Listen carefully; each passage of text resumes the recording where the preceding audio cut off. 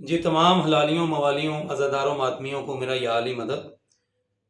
اکثر اوقات کچھ لوگوں کو ایسی باتیں کرتے سنا کہ جی رحمت اللہ عالمین نبی پاک صلی اللہ علیہ وسلم کے گھر میں بے سر و سمانی کی یہ حالت تھی، مولا علی صلوات اللہ علیہ مزدوری کیا کرتے تھے، ان کے گھر میں بے سر و سمانی کی یہ حالت تھی۔ ایک صاحب نے تو آ کے، بلکہ انہیں صاحب کہنا غلط ہوگا، میں ان کا اس کا نام بھی نہیں لینا چاہتا، اس نے تو باقاعدہ یہ بتا دیا کہ جی جہیز میں اور دیگر معاملات میں اتنا غربت کا عالم تھا۔ اور یہ تمام باتیں ان ناہنجاروں نے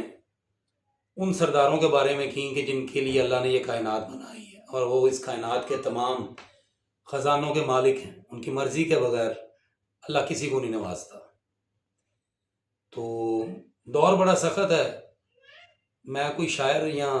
خطیب تو نہیں ہوں، تو بڑا دل کرتا تھا ایسے لوگوں کو جواب دینے کا، تو یہ سوشل میڈیا کی مہربانی کہ اس کے ذریعے ہم جواب بھی آسانی سے دے پاتے ہیں اور ہماری بات بھی کافی زیادہ لوگوں تک پہنچ جاتی ہے۔ تو انڈیا کے ایک علامہ صاحب ہیں سید بلال کاظمی صاحب، مولا ان کی توفیقات میں اضافہ فرمائیں، وہ شاعری بھی کرتے ہیں۔ تو سوشل میڈیا پہ ان کے کچھ اشعار ایسے لوگوں کے بارے میں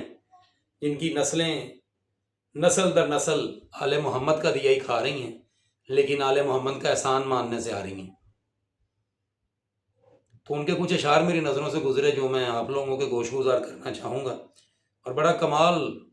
بلال کاظمی صاحب نے اس میں ان کی حقیقت کو واضح کی ہے۔ تو وہ اشعار کچھ اس طرح ہیں کہ آپ سمجھتے ہیں جو تبرک کو بدگماں، آپ سمجھتے ہیں جو تبرک کو بدگماں، بستر اٹھائے پھرتے رہیں گے کشاں کشاں، کیا پوچھتے ہو ان کے بزرگوں کی داستاں، ارے زہرا کی ماں نے جب کھولے تھے خزانوں کے دہاں، ارے زہرا کی ماں نے جب کھولے تھے خزانوں کے دہاں۔ اور آخری شعر بہت ہی کمال ہے کہ دستر پاک بن بلائے ہی مہمان ہو گئے، دستر پاک بن بلائے ہی مہمان ہو گئے، لالچ میں روٹیوں کے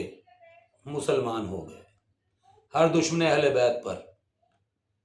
ہر دور کے دشمن اہل بیت پر لعنت بے شمار۔ وسلام یا علی مدد۔